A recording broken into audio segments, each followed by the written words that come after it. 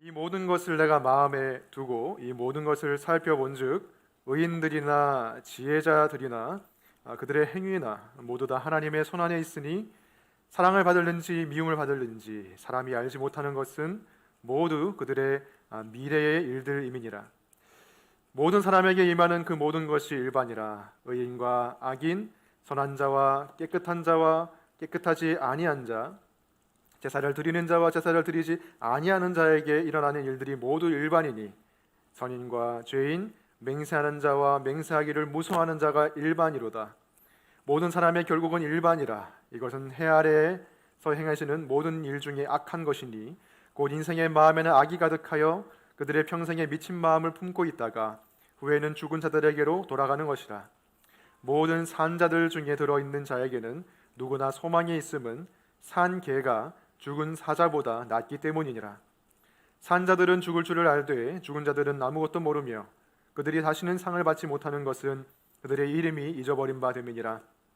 그들의 사랑과 미움과 시기도 없어진 지 오래이니 해 아래에서 행하는 모든 일 중에서 그들에게 돌아갈 몫은 영원히 없느니라.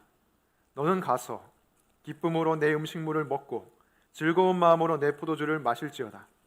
이는 하나님이 내가 하는 일들을 벌써 기쁘게 받으셨음이니라.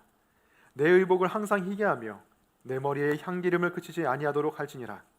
내 헛된 평생의 모든 날 곧 하나님이 해 아래에서 내게 주신 모든 헛된 날에 내가 사랑하는 아내와 함께 즐겁게 살지어다. 그것이 내가 평생에 해 아래에서 수고하고 얻은 내 몫이니라. 내 손이 이를 얻는 대로 힘을 다하여 할지어다. 내가 장차 들어갈 수월에는 일도 없고 계획도 없고 지식도 없고 지혜도 없음이니라. 아멘. 잘 앉으시기 바랍니다. 말씀을 위해서 잠시 기도하겠습니다. 하나님, 코로나로 인해서 어지러운 사회 속에서 저희들이 말씀으로 다시 한번 우리의 영혼의 중심을 잡기를 원합니다. 하나님을 다시 바라보기 원합니다. 나의 뜻보다 하나님의 뜻을 더 구하길 원합니다. 이 말씀을 통해서 우리의 인생을 향한 하나님의 뜻을 알려주시고 그 뜻이 우리 가운데 이루어지게 해주시옵소서. 예수님 이름으로 기도드립니다. 아멘. 우리 모두는 과거와 현재와 미래라는 그 시간의 선 위에서 살아가고 있죠. 특히 이 미래는 두 가지로 나눌 수가 있는데 그 한 가지는 확실한 미래이고요. 그리고 나머지 하나는 불확실한 미래입니다. 그 중에서 제가 확실한 미래 한 가지를 말씀드려 볼게요. 이 자리에 계신 모든 분들은 확실하게 설교를 듣기 전보다 설교를 듣고 난 후에 죽음에 한 발짝 더 가까워질 것입니다. 이것은 확실한 사실이에요. 기분 좋은 사실은 아니지만 우리 모두에게 임할 사실입니다. 한편으로 불확실한 미래가 있습니다. 불확실한 미래는 죽음이 오는데 그것이 언제 올지 모른다는 것이 불확실한 사실인 것이죠. 우리는 이 확실한 미래와 불확실한 미래를 앞에 두고 그 사이에서 줄타기를 하면서 살아가는 것이 우리의 현재라고 할 수가 있겠습니다. 오늘 본문에서 솔로몬이 말하는 것이 바로 이것입니다. 인생의 불확실함 그리고 인생의 확실함 가운데 현재를 우리가 어떻게 살아가야 할 것인가. 오늘 본문 10절밖에 되지 않지만 꽤 긴 내용인데 이것을 다 다루려면 갈 길이 멀기 때문에 큰 개요를 말씀드리고 바로 본론으로 넘어가겠습니다. 오늘 설교에서 말씀드리고자 하는 것은 크게 세 가지인데 첫 번째는 확실한 미래이고 두 번째는 불확실한 미래이고 첫 번째가 불확실한 미래이고 두 번째가 확실한 미래입니다. 세 번째는 현재라는 선물에 대해서 말씀드리겠습니다. 특히 세 번째 현재라는 선물에 대해서 집중적으로 다뤄보겠습니다. 첫 번째 불확실한 미래 1절부터 보겠습니다. 이 모든 것을 내가 마음에 두고 이 모든 것을 살펴본즉 의인들이나 지혜자들이나 그들의 행위나 모두 다 하나님의 손안에 있으니 사랑을 받을는지 미움을 받을는지 사람이 알지 못하는 것은 모두 그들의 미래의 일들임이니라. 의인이든지 지혜자이든지 사랑을 받을런지 자신이 미움을 받을런지 그 미래의 불확실함 속에서 살아가고 있다는 것이죠. 왜냐하면 미래라는 것은 하나님의 손 안에 있는 것이지 인간의 손 안에 있어서 인간이 좌지우지할 수 있는 것이 아니라는 것이기 때문입니다. 세상사를 보면 참 그렇죠. 우리가 쉽게 미래를 예측할 수가 없습니다. 저 사람은 분명히 미움받을 행동을 했고 미움을 받을 것이라고 예상을 하는데 좀 있다 보니까 그 사람이 사랑을 받고 있는 것을 우리가 보게 되고, 반대로 사랑을 받을 사람이 미래에 미움을 받는 것을 우리가 보게 되는 것이죠. 그 불확실함이 우리에게는 불안함을 만들어냅니다.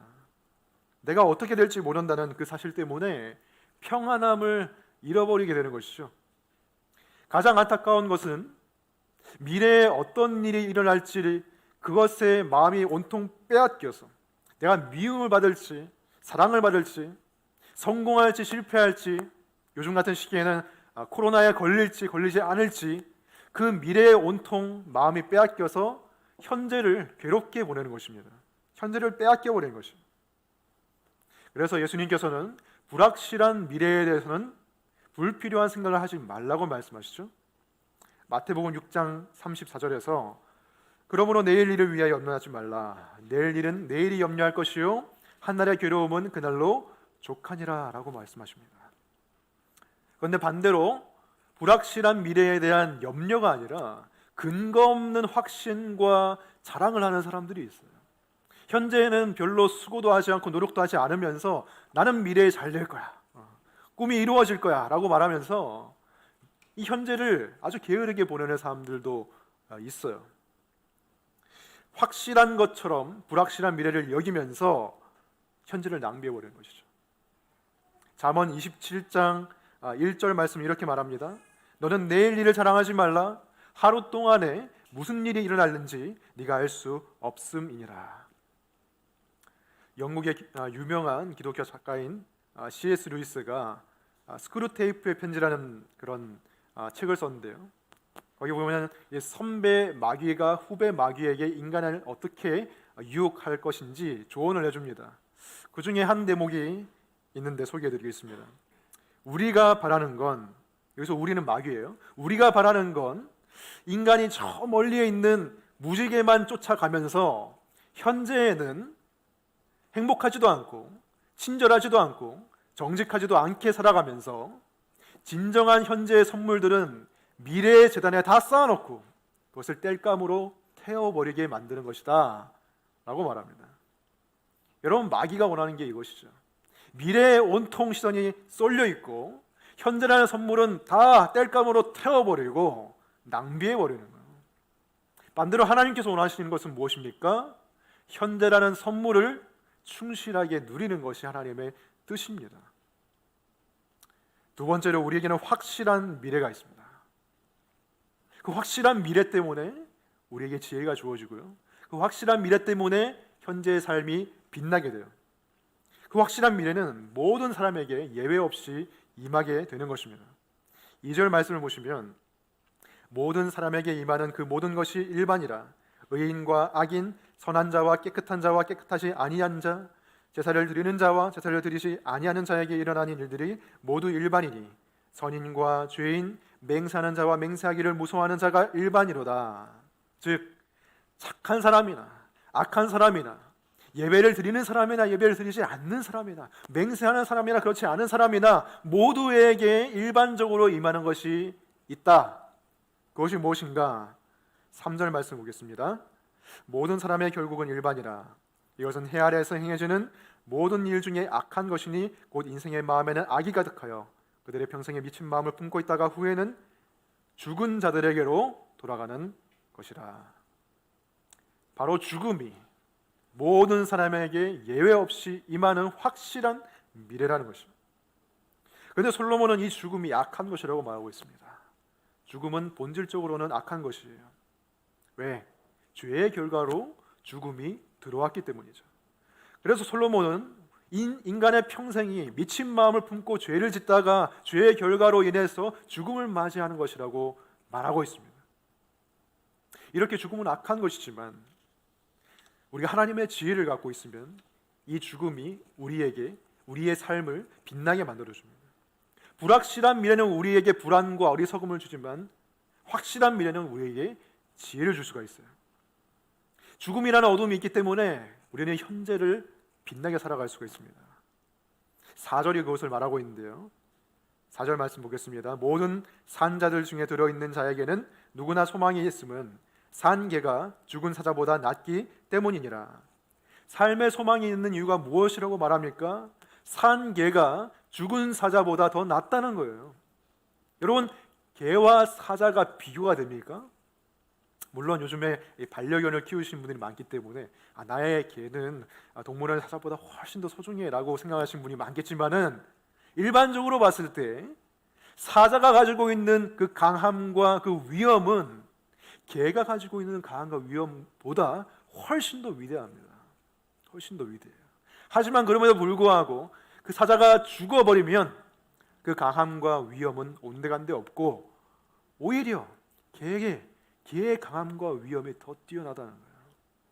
이렇게 죽음과 삶을 비교해 보면 삶이, 우리의 생애가 죽음보다 훨씬 빛나는 것이고, 죽음이 있기 때문에 사실 삶은 더 돋보이는 것이에요.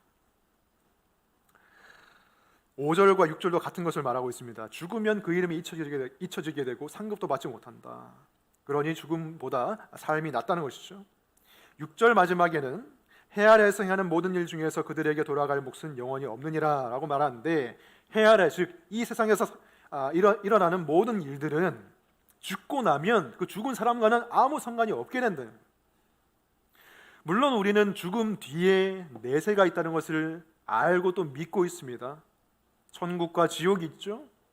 하지만 솔로몬이 지금 말하고 싶은 것은 죽음 이후에 우리가 어떻게 잘 살 것인가를 말하고 있는 것이 아니라 그 이전에 현재의 삶을 우리가 어떻게 더 잘 살아갈 것인가에 더 초점을 맞추고 있어요. 그것이 오늘 설교의 중심 주제입니다. 그래서 이제 세 번째 포인트로 넘어가겠습니다. 현재라는 선물. 때때로 우리가 성경의 가르침을 듣다 보면, 또는 설교를 듣다 보면은 현재보다는 다른 시제에 좀 더 이렇게 초점을 맞추는 것을 우리가 보게 돼요. 예수님의 죽음과 부활, 그것은 과거에 일어난 일이죠. 그래서 우리의 시선을 과거로 향하게 만듭니다. 한편으로 예수님의 재림, 그리고 천국의 소망, 이것은 미래에 일어날 일이기 때문에 우리의 시선이 미래로 향하게 만듭니다. 그러면 현재는 어디 있는가? 현재에 대한 가르침은 마치 좀 부족한 것처럼 느껴질 때가 있어요. 천국이 그렇게 좋은 곳이라면, 천국이 우리가 꼭 가야만 하는 곳이라면, 지금 이 세상, 지금 이 현재는 우리가 스킵하고 뛰어넘고 천국으로 바로 가면 되지 않겠느냐라는 생각이 들기도 해요. 하지만 여러분, 예수님의 죽으심과 부활, 그리고 재림과 천국의 소망은 사실 우리가 현재를 더 충실히 살아가기 위해서 주어진 것입니다. 예수님의 죽음과 부활을 정말 제대로 믿는 사람 치고 현재를 허투루 보는 사람이 없어요. 제대로 믿는 사람들은 그 복음을 현재에 적용하며 살아갑니다. 그리고 미래의 재림과 천국의 소망을 제대로 믿는 사람 치고 미래에만 시선이 고정되어 있는 사람은 없어요. 그 미래의 소망 때문에 현재를 인내하고 죄를 이겨내면서 살아가는 것이 진짜 크리스천의 모습이죠. 그렇기 때문에 성경은 사실 모두 현재에 대해서 말하고 있다고 해도 과언이 아닙니다. 그리고 오늘 본문에서 솔로몬도 현재라는 선물을 우리가 어떻게 더 누려갈 것인가를 실제적인 지혜를 우리에게 가르쳐주고 있어요. 그것이 무엇인지 7절부터 우리가 한 절씩 살펴보겠습니다. 먼저 7절의 첫 부분에서 솔로몬은 이렇게 말합니다. 너는 가서라고. 너는 가서. 죽음은 확실하고 그 죽음은 언제 우리에게 찾아올지 불확실한 그 가운데서 너는 가서 인생을 즐기려고 말합니다. 어떤 긴박함을 가지고 말하고 있는 거예요. 현재의 인생을 즐기기에도 모자란데 괴로워하면서 현재를 날리지 말라. 그러므로 너는 지금 달려가서 인생을 즐기라고 솔로몬이 말하고 있는 것이죠. 너는 가서 기쁨으로 내 음식물을 먹고 즐거운 마음으로 내 포도주를 마실지어다. 현재라는 선물을 즐기고 누릴 수 있는 첫 번째 지혜는 무엇이냐? 음식을 즐겁게 먹고 마시는 것입니다. 성경에서 이런 말을 하다니. 여러분, 사실 이런 말을 들어야 우리가 좀 더 익숙하겠죠. 너는 가서, 지금 시간이 얼마 없으니까 죽기 전에 땅 끝에 가서 복음을 전하고 가난한 자들에게 구제를 하고 그리고 교회에 가서 헌신 봉사해라. 시간이 없다 라는 것이 사실 우리에게 익숙한데, 솔로몬은 정말 어색하게도, 우리에게 듣기 어색하게도 음식을 즐기고 포도주를 즐기라고 지금 말하고 있어요. 여러분, 성경에 이런 말도 있습니다. 왜? 기독교는, 우리가 믿는 기독교는 금욕주의가 아니기 때문이에요. 금욕주의가 무엇입니까? 욕망을 금지시키는 것이에요. 우리에게 있는 식욕 또는 성욕, 수면욕, 물질욕 이런 것들을 다 죄악시하고 무조건 절제하고 내려놓으라고 말하는 것이 금욕주의입니다. 근데 성경은 금욕주의를 말하는 게 아니에요. 심지어 예수님께서도 사람들에게 이런 말을 들었습니다. 누가복음 7장 34절 말씀 보시면, 보라, 먹기를 탐하고 포도주를 즐기는 사람이요 라고 예수님이 말 들었어요.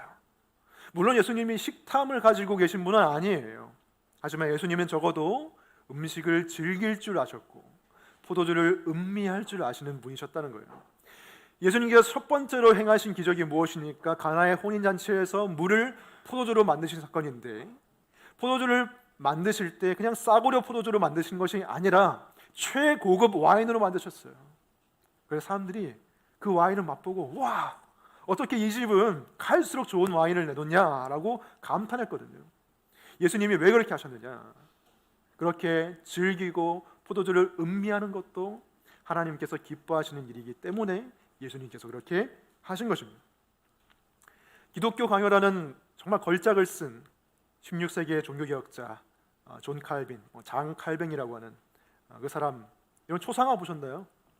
그 사람의 초상화를 보면 검은 모자, 검은 옷을 입고 수염을 이렇게 길러가지고 빼빼 말라가지고요, 마치 인생의 모든 즐거움을 달아나는, 즐거움을 피해서 달아나는 사람처럼 보여요.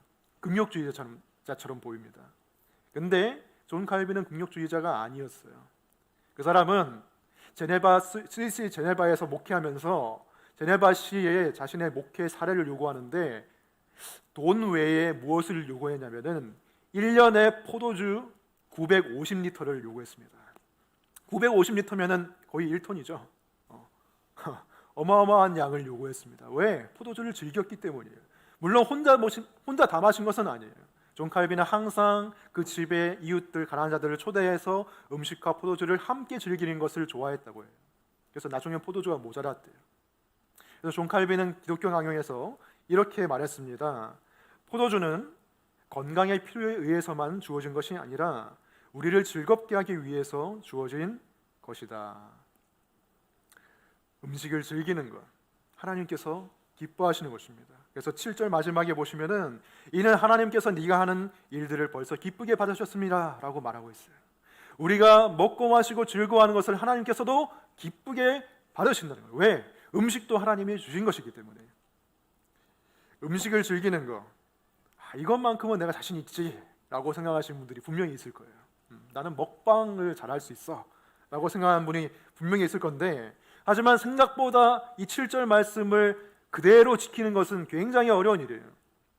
여러분은 매일에 반복되는 그 식사를 기쁘고 즐겁게 하나님께 감사하면서 하고 계십니까?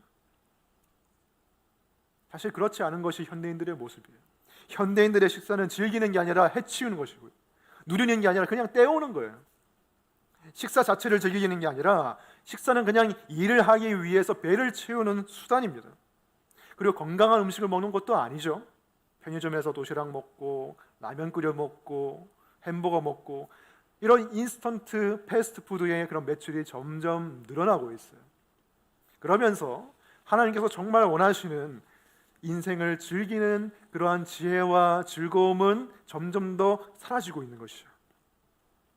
제가 예전에 군대 군목으로 있을 때 조금 특별한 경험을 한 적이 있는데, 색다른 경험을 한 적이 있는데요, 어떤 목사님들의 모임이 있었는데 목사님들을 자신의 군교회의 아침 식사에 이렇게 초대했습니다. 자신이 아침을 차려주겠다고.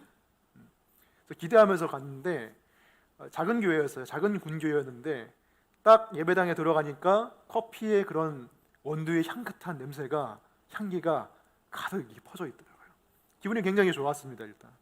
그리고 거기에 갓 구운 이 토스트에 그런 맛있는 냄새가 섞여 있었어요.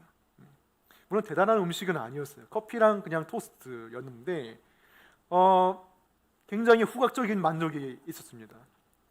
그래서 배고픈 이 위를 달래기 위해서 빨리 이렇게 테이블에 둘러 앉았는데 그 목사님이 이렇게 말씀하시더라고요. 평소처럼 우리가 이 아침밥을 그냥 빨리빨리 먹는 게 아니라 오늘은 한번 음미하면서 하나님께 감사하면서 한번 먹어보자.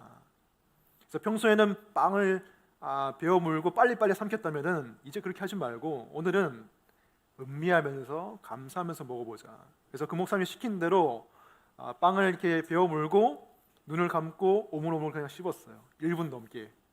목사님께서 멘트를 하시더라고요. 이 빵이 식탁에 어떻게 오게 됐는지 한번 생각해 봅시다. 하나님께서 부지런하게 햇빛과 바람과 비를 내려주셨고, 그리고 우리가 모르는 이름 모를 농부의 수고와 땀에 의해서 수확되었고, 그리고 우리가 알지 못하는 어떤 제빵사의 솜씨로 인해서 빵이 맛있게 구워졌고, 그리고 하나님의 은혜로 우리가 건강을 유지해서 이것을 맛볼 수가 있습니다 라고 얘기하면서 1분 넘게 이렇게 빵을 계속 씹으니까 마음이 이상하게 좀 평안이 찾아오고 감사가 생겨나고, 그리고 이전에는 느낄 수 없던 그런 빵의 맛이 느껴지더라고요. 고소하기도 하고 달기도 하고 그런 맛이 입안을 가득 채우면서 굉장한 만족감이 있었습니다. 별것 아닌 음식인데도 말이죠. 커피도 그렇게 음미하면서 한번 마셨는데 정말 색다른 경험이었어요. 대단하지 않은 음식도 음미하면서 먹으니까 더욱더 감사하게 되고 누릴 수가 있었습니다. 사실 우리가 매일 먹는 이 음식이 항상 특별할 수는 없죠. 어떤 사람은 어머니께서 대량으로 끓여놓은 카레를 일주일 동안 먹어야 되는 사람도 있고, 늘 편의점에서 사 먹어야 되는 사람도 있고, 늘 회사에서 삼시세끼 해결하는 사람도 있겠지만은 여러분, 그 반복적이고 평범한 일상의 행위가 우리가 하나님의 은혜를 누릴 수 있는 통로입니다. 여러분이 만일 아주 특별한 일을 통해서만 하나님의 은혜를 누릴 수 있다고 생각한다면 여러분이 삶에서 하나님의 은혜를 누리는 순간은 아주 적을 거예요. 하지만 솔로몬이 말하는 것은 매일매일 먹는 식사와 음식과 음료를 통해서 하나님의 은혜가 우리에게 주어지고 있다는 사실을 기억하라는 것입니다. 최근 뉴스를 보니까 코로나 증상 중에서 가장 빈번한 증상은 마른 기침도 아니고 고열도 아니래요. 최근 연구 결과에 따르면은 후각과 미각의 상실, 쓴맛과 단맛을 구별하지 못하는 것이 코로나의 가장 빈번한 증상이라고 해요. 그러니 우리는 이 미각, 하나님 주신 음식을 즐기는 그 능력, 그것이 당연한 것이 아님을 알아야 되겠습니다. 그것이 당연하지 않은 시대를 우리는 살아가고 있는 것이에요. 그래서 하나님이 오늘 여러분에게 주신 일용할 양식을 기쁘게 즐겁게 감사함으로 누리시기 바랍니다. 거기에 현재를 누리는 지혜가 있습니다. 다음으로 8절을 보겠습니다. 8절 보시면 내 의복을 항상 희게 하며 내 머리에 향기름을 그치지 아니하도록 할지니라. 솔로몬은 이제 우리가 입는 의복에 대해서 그리고 머리 스타일에 대해서 얘기를 하고 있어요. 의복을 항상 희게 입으라는 것은 항상 흰 옷만 입으라는 것은 아니에요. 근데 어떤 기독교 단체는 이 구절 때문에 흰 옷만 입게 하는 사람들도 있어요. 그건 잘못된 해석이고요. 그리고 머리에 향기름을 바르라는 것은 머리가 푸석푸석해지고 헝클어지지 않게 곱게 빗고 단장하고, 요즘 말로 하면은 왁스도 바르고 에센스도 바르고 이렇게 잘 가꾸라는 것입니다. 현재라는 선물을 누리는 두 번째 지혜는 바로 단정한 외모입니다. 어떻게 옷을 입고 어떻게 머리 스타일을 꾸미냐에 따라서 여러분 하루가 달라지는 경험을 해보신 적이 있을 거예요. 집에서 머리도 감지 않고 후줄근하게 이제 추리닝만 입고 있을 때, 그럴 때는 사실 삶이 게을러지기 쉬워요. 근데 집에 있어도 외출할 때처럼 머리를 손질하고 면도를 하고 또는 화장을 하고 그리고 옷을 갖춰 입으면은 집에 있어도 그 생활이 좀 더 의욕적이고 질서 있게 살아가지는 것을 여러분들이 경험했을 거예요. 물론 겉모습이 뭐가 중요해. 하나님은 외모를 보시지 않고 하나님은 중심을 보시는 분이야 라고 생각할 수도 있습니다. 하지만 여러분, 정말 건강한 중심, 건강한 믿음, 건강한 인격은 단정한 옷차림과 외모로 자연스럽게 나타나기 마련인 것이죠. 건강한 인격을 가진 자 치고 막 머리가 헝클어진 채로 다니고 옷을 세탁하지 않고 더럽게 다니는 사람은 없어요. 특히 기독교인은 자신의 모든 생활과 모든 태도와 그런 옷차림을 통하여서 하나님의 아름다움과 하나님의 영광을, 하나님의 질서와 조화를 드러내야 하는 사명도 가지고 있습니다. 단정한 외모를 가꾸는 것은 기독교인이기 이전에도 사실 중요한 거예요.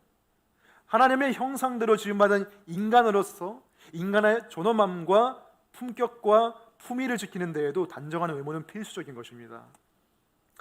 2차 세계대전 당시에 홀란드에 있는 이 아우슈비츠 수용소에 끌려갔다가 살아남은 사람이 죽음의 수용소에서라는 책을 냈습니다. 자신이 거기서 겪은 일들을 책으로 풀어낸 것인데 그 사람의 이름이 빅터 프랭클이에요. 당시의 경험을 쓴 것을 보면은 거기서 600만 명이 넘는 유대인들이 학살당하고 죽었다고 합니다. 수많은 유대인들이 정말 지옥 같은 삶을 보냈고 개, 돼지만도 못한 취급을 받으면서 인간 이하의 대우를 받으면서 삶을 점점 포기해버렸어요. 근데 그 삶을 포기하는 증상이 뭐냐면은 매일 씻던 것을 중지하고 씻지 않게 되고 옷도 그냥 대충 입게 되고 그렇게 점점 자신이 하던 일상의 행위들을 멈추기 시작하더라는 것입니다. 그래서 이 빅터 프랭클은 자신이 그렇게 하지 않기로 다짐했어요. 그래서 매일 배급되는 컵에 이 한 컵의 물만 배급되는데 거기서 반은 마시고 반은 얼굴과 몸을 씻었다고 합니다. 그리고 깨진 유리 조각을 주워 가지고 면도를 매일매일 했대요. 그리고 절대로 신발을 구겨서 신지 않았다고 합니다. 왜 그렇게 했느냐? 그렇게 나치가 유대인들을 인간 이하로 취급해도 나는 여전히 인간이라는 것을, 나는 여전히 하나님의 형상대로 지음받은 품격 있는 자라는 것을 스스로 지키려고 했던 것이죠. 그 삶의 의지가 단정한 외모를 가꾸는 것으로 나타난 것입니다. 그 덕분에 이 빅터 프랭클이라는 사람은 좋은 혈색을 비교적으로 유지하면서 이 사람은 노동력으로 쓸 수 있겠다. 그래서 가스실로 끌려가지 않았다고. 단정한 옷차림과 외모를 가꾸며 사는 것은 하나님의 뜻입니다. 패션, 헤어스타일, 이런 시각적인 아름다움을 추구하는 것은 하나님께서 주신 복입니다. 근데 어떤 기독교 단체는 목걸이, 귀걸이 못하게 하고 딱 붙는 바지 못 입게 하고 화장도 못하게 한다고 해요. 실제로 그런 단체가 있습니다. 지나치게 금욕적이고 이렇게 절제하는 것도 사실 복음적인 게 아니에요. 왜? 나는 절제하고 나는 그렇게 금욕적인 생활을 하기 때문에 나는 다른 사람들보다 더 의롭다라고 생각하는 것은 복음적인 것이 아닙니다. 때때로 교회 안에서 조금 보면 멋쟁이 같은 분들이 계시죠. 근데 그런 분들을 보면서 어떤 사람은 막 비판하고 정죄해요. 아니 교회에 다니는 사람이 저렇게 검소하지 않게 멋을 부리면 되겠냐라고 마음속으로 또는 말로 그렇게 표현을 하는데 그것은 복음적인 것이 아닙니다. 자유가 있어요. 우리에게는. 우리의 의로움은 금욕이 아니라 우리의 의로움은 예수 그리스도예요. 반대로 패션과 머리 스타일과 외모가 우상이 되어서는 안 되겠죠. 그것을 위해서 지나친 많은 돈과 시간을 투자하는 것은 하나님의 또한 뜻이 아닙니다. 그래서 하나님이 허락하신 테두리 안에서 단정한 외모를 가꾸시고 그리고 시각적인 즐거움, 아름다움도 추구하며 사시기 바랍니다. 그것 또한 현재를 누릴 수 있는 지혜입니다. 계속해서 9절 말씀을 보겠습니다. 내 헛된 평생의 모든 날, 곧 하나님이 해 아래에서 내게 주신 모든 헛된 날에 네가 사랑하는 아내와 함께 즐겁게 살지어다. 그것이 내가 평생에 해 아래에서 수고하고 얻은 내 몫이니라. 솔로몬은 우리의 인생을 헛된 평생이라고 이 말씀에서 말하고 있습니다. 헛되다, 의미 없다. 이것은 우리의 삶이 하나님의 뜻을 떠나 있을 때 의미가 사라진다는 것을 말하는 것이에요.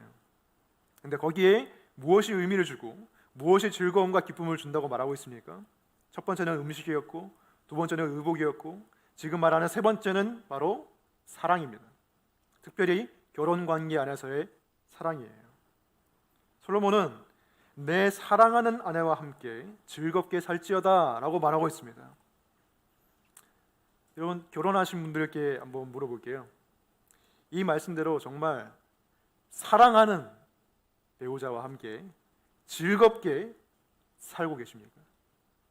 이 말씀에 순종하려면 배우자를 사랑해야 되고 그 사랑하는 배우자와 함께 즐겁게 살아야 됩니다. 만일 배우자가 더 이상 사랑스럽지 않고 그리고 그 배우자와 함께 보내는 시간이 점점 즐거워지지 않는다면 그 이유가 무엇일까요? 그 이유가 무엇일까요? 그 이유도 오늘 말씀에 있습니다. 오늘 말씀에 비춰보면 아주 단순한 이유예요. 9절 마지막에 솔로몬은 이렇게 말하고 있습니다. 그것이 내가 평생에 해 아래에서 수고하고 얻은 내 몫이니라. 수고하고 얻은 내 몫이니라. 여기서 그것이라는 것은 사랑하는 배우자와 함께 즐겁게 사는 것을 말하는 것이고, 그런데 그것은 무엇을 통해서 얻어진다고 말하고 있습니까? 수고해야 그 몫을 누릴 수 있다고 말하고 있는 것이에요. 결혼관계, 부부관계를 위해서 수고하지 않으면 즐거움이라는 열매도 얻을 수 없다는 것입니다. 사실 남녀관계에서 처음에는 그런 특별한 수고 없이도 즐겁죠. 행복하죠. 저절로 수고가 되고 저절로 열정이 생기죠. 저도 처음에 아내를 만났을 때는 그랬습니다. 처음에 아내를 만났을 때는 별다른 어떤 결심 없이도 내가 이 아름다운 여인을 위해서 무엇을 해줄 수 있을까? 내가 어떤 수고를 해주고 어떻게 하면 이 사람을 웃게 만들 수 있을까? 이런 생각 24시간 하고 살았죠. 그리고 그것을 위해서 정말 수고했습니다. 그런데 3년 반 연애하고 지금은 이제 결혼 8년 차인데, 물론 결혼 생활 더 오래 하신 분들이 계시겠지만 1년 2년 지나가니까 나중에는 그런 수고를 하기가 싫어지고, 그리고 그냥 하루하루 사는 게 버거워요. 하루하루 사는데 그냥 급급하지 내가 따로 결혼 관계를 위해서 뭔가 수고를 해야겠다는 생각이 잘 안 들더라고요.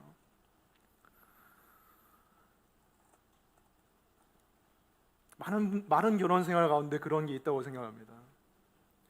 다른 영역에서는, 인생의 다른 영역에서는 수고를 해요. 왜 수고를 해야 열매를 얻을 수 있으니까. 근데 결혼 관계와 부부 관계 안에서는 수고하지 않고 그냥 저절로 뭔가가 되기를 바라는 마음이 사람들에게 있는 거예요. 그냥 늘 같이 사니까. 하지만 결혼 생활에 있어서도 수고하지 않으면 즐겁게 사는 열매를 얻을 수가 없습니다. 우리는 배우자에게 친절하게 말하려고 수고해야 됩니다. 배우자의 아픔과 또는 기쁨을 공감해 주려고 수고해야 됩니다. 때로는 기념일이 아니더라도 선물을 해주려고 수고해야 됩니다. 때로는 둘만의 시간을, 깊이 있는 시간을 가지기 위해서 수고해야 됩니다. 깊이 있는 대화를 하기 위해서 수고해야 됩니다. 왜입니까? 결혼은 언약 관계이기 때문이에요. 결혼은 함께 약속한 사이이기 때문이에요. 무엇을 약속했습니까? 서로 수고하는 것을, 서로를 위해서 섬기는 것을 약속하는 게 기독교의 결혼입니다. 요즘 점점 결혼을 언약식이나 또는 예배 형식으로 안 하는 것이 추세가 되고 있는, 간편하게 하려고 하죠. 하지만 저는 결혼에 있어서 언약식은 가장 중요한 것이라고 생각합니다. 왜? 그 언약은 하나님의 언약을 닮아 있는 것이기 때문이고 결혼 생활을 유지하는 중추이기 때문이에요. 하나님이 우리와 맺으신 언약은 무엇이냐면, 하나님께서 우리가 어떤 상황 가운데 있든지 하나님께서는 우리를 위해 수고하실 것이고, 하나님께서는 우리를 사랑하실 것이고, 하나님은 우리를 섬기실 것이라는 것을 약속하신 것이 하나님과 우리 사이에 맺은 언약입니다. 그것으로 드러난 것이 무엇입니까? 우리의 죄에도 불구하고 예수 그리스도를 십자가에 못 박으신 것, 그것을 통해서 우리를 섬기신 것, 우리에게 헌신하신 것, 그것이 하나님의 언약인데, 그 언약을 닮아 있는 것이 결혼의 언약이라는 거예요. 그래서 결혼 예배, 결혼 언약식이 그토록 중요한 것입니다. 그것을 생각하면서 늘 살아가는 거예요. 결혼의 핵심은 로맨스가 아니라 언약입니다. 그 약속을 생각하면서, 그래, 하나님이 나를 사랑하신 것처럼 나도 배우자를 사랑하기로 약속했기 때문에 배우자가 어떻든 간에, 지금 삶이 어떻든 간에, 내 감정이 어떻든 간에 나는 배우자를 섬기기로, 수고하기로 선택하겠다. 이것이 결혼 생활의 핵심이라고 생각합니다. 그런 마음이 들지 않을 때도 그 약속에 헌신할 때 다시금 그러한 로맨틱한 감정이 생기는 것이 결혼 생활이라고 생각해요. 배우자를 기쁘게 하고 함께 즐거운 시간을 보내기 위해서 수고하고 계십니까? 하나님께 받은 사랑으로 배우자를 섬기고 계십니까? 결혼 관계에 복음을 적용하고 계십니까? 그 수고를 통해서 하나님께서 주신 현재라는 선물을 누릴 수가 있을 것입니다. 이제 솔로몬은 10절에서 현재를 누리는 데 중요한 마지막 한 가지를 얘기합니다. 그것은 바로 일 또는 노동입니다. 내 손이 일을 얻는 대로 힘을 다하여 할지어다. 우선 내 손이 일을 얻는 대로라고 말하고 있는데, 이것은 나의 손에 어떤 일이 들어오든지라는 뜻입니다. 즉, 내가 좋아하는 일이 내 손에 들어오든지, 그것이 어려운 일이든지 쉬운 일이든지 내가 싫어하는 일이든지 내 손에 들어온 것이면 힘을 다해 일하라고 말하고 있는 것이에요. 흔히들 하는 말이 좋아하는 일을 해라, 가슴 뛰는 일을 찾아서 해라 라고 말하지만, 정말 그런 일을 찾아서 하고 있는 사람이 몇이나 되겠습니까?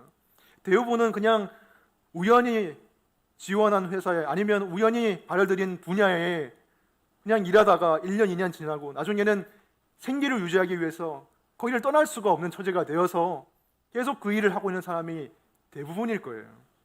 즐거워서, 좋아서가 아니라. 그리고 좋아하는 일을 한다고 해도 막상 좋아하는 일이 직업이 되면 그 일이 싫어지는 거예요. 일이란 힘든 것이고 노동은 어려운 것입니다. 어떤 목사님이 이런 말을 했습니다. 좋아하는 일을 하라. 그게 안 되면 지금 하는 일을 좋아해라. 그것도 안 되면 지금 하는 일을 통해서 하나님 나라의 군인으로 복무한다고 생각해라. 우리는 일을 통해서 하나님 나라를 섬깁니다. 즉, 일을 통해서 하나님께 영광을 돌립니다. 꼭 목사나 선교사로 직업을 선택해야만 하나님께 영광을 돌릴 수 있는 것은 아니에요. 마틴 루터가 이런 말을 했습니다. 구두를 만드는 사람은 구두에 십자가를 새김으로써가 아니라 최고의 품질의 구두를 만듦으로써 하나님께 영광을 돌려야 한다. 우리의 삶의 목적이 하나님을 즐거워하고 하나님을 영화롭게 하는 것이라면 일을 통해서 하나님께 영광을 돌리는 것이 우리의 삶의 의미가 될 수 있을 거예요. 최근에 일을 쉬고 있는 어떤 분이 저한테 이런 말을 했습니다. 일을 그만두고 나서 깨달은 게 있는데 의무가 사라지니까 의미도 사라졌습니다 라는 말을 했습니다. 그 말이 정말 맞는 말이라고 생각했어요. 통찰력이 있는 말씀이었어요. 의무가 사라지니까 의미도 사라진다. 일은 힘들죠. 일 때문에 스트레스를 많이 받습니다. 일이 우리를 불행하게 할 수도 있습니다. 하지만 생각해 보시기 바랍니다. 여러분에게 의미를 주고 있는 게 무엇입니까? 결국에는 여러분 마음대로 하는 게 의미를 주는 게 아니라 여러분의 삶에 여러분이 때로는 어쩔 수 없어서 하는 일, 여러분이 의무감을 가지고 하는 일, 그것이 여러분에게 의미를 주고 있는 것입니다. 그 일을 통해서 여러분은 삶에 필요한 인정도 받고 가족을 부양하고 보람도 느끼면서 살아가는 것이죠. 물론 여기서 일이라는 것은 직장 생활만을 의미하는 것이 아닙니다. 학생에게는 공부가 일이고 주부에게는 집안일이나 육아가 일이 될 수가 있겠죠. 그것이 무엇이든지 골로새서 3장 23절 말씀처럼 무슨 일을 하든지 마음을 다해 죽게 하듯 하면 하나님께서 그것을 예배로 받으시고 하나님께서 그것을 기쁘게 받으실 것입니다. 그것이 현재라는 선물을 누리는 지혜입니다. 이제 한 가지만 말씀드리고 설교를 마무리하겠습니다. 오늘 우리가 읽은 1절부터 10절까지의 내용을 본문을 잘 살펴보면 처음 부분과 마지막 부분은 죽음에 관한 내용이고 그 사이에 있는 것은 현재에 관한 내용이라는 것을 알 수가 있습니다. 마치 현재를 괄호처럼 죽음이 감싸고 있는 것이죠. 이것을 통해서 솔로몬이 무엇을 말하고 하는가? 죽음이 주는 두 가지 가르침을 현재에 기억하고 살아라는 것입니다. 첫 번째 가르침은 무엇이었습니까?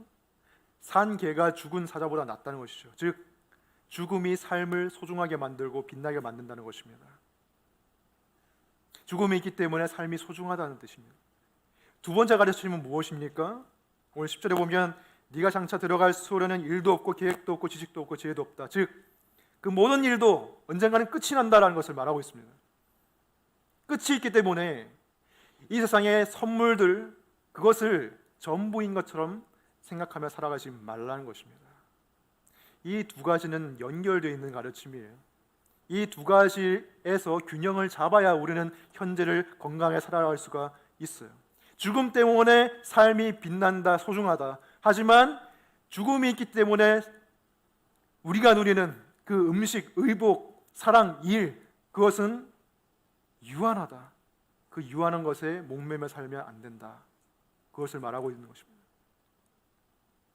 전도서 3장 11절 말씀은 하나님께서 사람들에게 영원을 사모하는 마음을 주셨다고 말합니다. 영원을 사모하는 마음을 주셨기 때문에 우리는 영원한 것으로만 만족할 수 있고, 앞서 말했던 음식과 의복과 사랑과 일, 이것은 영원한 것이 아니기 때문에 우리의 마음을 만족할 수가 없는 거예요. 저는 이런 불만족을 너무 자주 느끼며 살아갑니다. 너무 자주 느껴요. 욕심이 많아서 그런지 모르겠는데 음식을 먹어도 먹고 나면 뭔가 허전하고요, 더 먹어야 될 것 같고 실제로는 배부른데, 멋있는 옷을 입어도 그때뿐이지 나중에는 실증나고 왜 옷이 없지? 이런 생각이 들고, 일을 아무리 열심히 해도 누군가에게 인정을 받아도 나중에는 허무해져요. 공허함이 남습니다. 사랑도 마찬가지예요. 아무리 친밀한 감정이 일순간 있었다 할지라도 곧 이내 공허하고 허무해집니다. 왜 그렇습니까? 우리의 마음은 영원한 것을 바라고 있기 때문이죠. 우리의 마음은 이 세상의 것으로는 다 만족시킬 수 없기 때문이죠. 근데 사람들은 그것을 알지 못하고 이 공허하고 허무한 마음이 생길 때 더 음식과 의복과 사랑과 일, 이것에 더 매진하면서 그것을 더 열심히 하면, 더 추구하면 내 마음이 채워질 거라고 착각하면서 거기에 중독되고 또 그것을 우상으로 삼고 살아갑니다. 하지만 그것은 우리에 내려져 있는 답이 아니에요. 우리에게는 확실한 미래가 있습니다. 그것은 무엇입니까? 여러분이 예수 그리스도를 믿는다면, 예수 그리스도께서 여러분의 죄를 씻어주시고 부활의 소망이 여러분 안에 있다면 우리는 천국에 가게 될 것입니다. 그 천국에서 우리는 영원을 사모하는 마음이 만족하게 될 것입니다. 그곳에서 이 땅의 음식으로 채워지지 않았던 그 영적인 허기가 채워질 것이고, 이 땅의 의복이 가려주지 못했던 우리의 더러움과 수치가 그리스도의 아름다움과 의로움으로 입혀질 것이고, 그리고 이 땅의 사랑으로 우리에게 만족시키지 못했던 진정한 친밀함이, 하나님과의 친밀함, 이웃들과의 친밀함이 거기서 주어질 것이고, 그리고 일에서 우리가 다 누리지 못했던 명예와 인정과 칭찬과 보람이 그 천국에서 다 채워질 것입니다. 그리고 무엇보다도 그 모든 것을 주시는 하나님의 영원한 임재가 우리의 마음을 채울 것입니다.